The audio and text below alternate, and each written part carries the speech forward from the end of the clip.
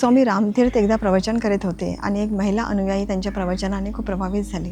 ती स्वामीजींकडे आली की स्वामीजी, मी तुमच्या प्रवचनाने खूप प्रभावित झाले आहे. आधी तर मी नास्तिक होते, पण आता मी आस्तिक झाले आहे, ईश्वराला मानायला लागले आहे. स्वामी रामतीर्थ म्हणतात, परंतु मी तर ईश्वराला मानत नाही. ती म्हणते, हे कसं काय शक्य आहे की तुम्ही ईश्वराला मानत नाही? तुम्ही तर खूप सुंदर प्रवचन केले. स्वामी रामतीर्थ म्हणतात की I don't believe in God but I know God. मी ईश्वरावर विश्वासच करत नाही, तर मी ईश्वराला जाणतो देखील. दिव्य गुरुदेव श्री आशुतोष महाराजजी म्हणतात की जोपर्यंत व्यक्ती ईश्वराला जाणत नाही, ईश्वराचं दर्शन आणि साक्षात्कार करत नाही, तोपर्यंत तो खऱ्या अर्थाने आस्तिक होऊ शकत नाही.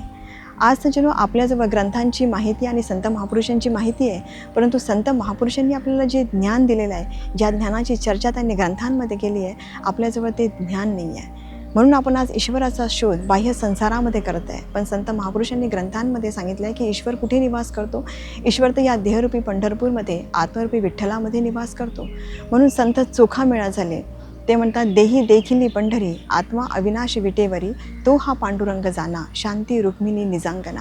की या देहरूपी पंढरपूरमध्ये आत्मारूपी विठ्ठल निवास करतो. तुम्ही या देहरूपी पंढरपूरमध्ये त्या आत्मारूपी विठ्ठलाला जाणा, त्याचं दर्शन आणि साक्षात्कार करा. तेव्हाच आपल्याला वास्तविक रूपामध्ये शांतीची प्राप्ती होऊ शकते. शांतीरूपी रुक्मिणी आपल्याला प्राप्त होऊ शकते. आणि जोपर्यंत दर्शन आणि साक्षात्कार होऊ शकत नाही, तोपर्यंत खऱ्या अर्थाने आपण आस्तिक होऊ शकत नाही. कारण ईश्वर हा केवळ चर्चेचा विषय नाही, तर ईश्वर हा दर्शन, अनुभवाचा आणि साक्षात्काराचा विषय आहे.